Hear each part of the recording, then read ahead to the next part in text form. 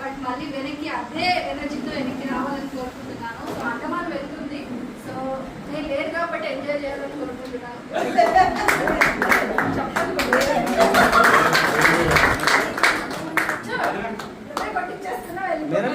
మీరు వస్తున్నారు, నేను వస్తున్నాను, మీరు రావట్లేదు.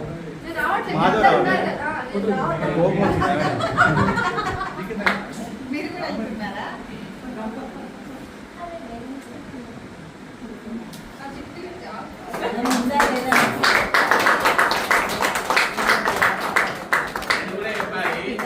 శ్రీలంక గురించి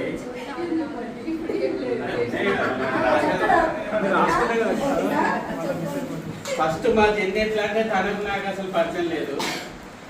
బట్ ఏంటంటే మన సోషల్ మీడియా సామ్రాజ్యం ఉంది కదా, మన సక్సెస్ అది చూసి వాళ్ళ హస్బెండ్ చూసి సో నా గురించి ఎంక్వైరీ చేసి అంటే పర్సనల్గా మనం కానీ బిజినెస్ కానీ ప్రోడక్ట్ నాలెడ్జ్ తనని నాకు పరిచయం చేసిండు. తను ఏంటంటే అందరి హౌస్ వైఫ్ లా కాకుండా తను కూడా ఓన్గా ఏదైనా సాధించాలి, ఈ ఫ్యామిలీకి సపోర్ట్ ఉండాలి, సో తనకంటూ సంథింగ్ ఒక ఎక్స్ట్రా నేమ్ ఉండాలి అని తన సెల్ఫ్ సాటిస్ఫాక్షన్ కోసం దీంట్లోకి వచ్చింది.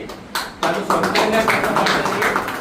తనకు కూడా నాకు ప్లస్ పాయింట్ ఏంటంటే నా దాంట్లో ఉన్న చాలా మంది టీము నా అదృష్టం అనుకోవాలి. నేను ఒక్కసారి చెప్తేనే ప్రోడక్ట్ గురించి వాళ్ళకి నాలెడ్జ్ వస్తుంది, ఏది ఎట్లా చేయాలి తీయాలి అని వాళ్ళే నేర్చుకొని మనం రెగ్యులర్గా వచ్చే జూమ్ మీటింగ్స్ ఉంటాయి కదా, ఇప్పుడు తనే ఇప్పుడు కొత్తగా వచ్చిన ప్రోడక్ట్ తనే ఫోన్ చేసింది శ్రీధర్ తను, వాళ్ళు నాకు ఆ ప్రోడక్ట్ గురించి చెప్పింది. అంటే ఇలాంటి టీం ఉండడం కూడా మన అదృష్టమే కదా. నేను బిజీ ఉండి కాల్స్లో ఉన్నా మన ఊళ్ళో, ఆ జూమ్ మీటింగ్ జాయిన్ అవ్వలేదు. బట్ ఇలాంటి వాళ్ళు మనకు ఆ ప్రోడక్ట్ నాలెడ్జ్ గ్రూప్ ఇవ్వడము, ప్లస్ తను కూడా ఎట్లా అంటే కస్టమర్లను చూస్ చేసుకునే విధానం, సెలెక్టర్ పాయింట్ 100 మంది కౌరవులకు రామంటారు, 5 రూపాయలు అంతే, కొట్టిందా పచ్చివ్ అయిందా అంతే, చూసుకోవాలి. నాకు మా వదిన కూడా పూస్తే ఎప్పుడైనా తనతో మాట్లాడితే మైండ్ రిలాక్స్ అవుతుంది. కొంతమందితో మాట్లాడితే వైబ్రేషన్స్ చేంజ్ అవుతాయి కదా, అట్లా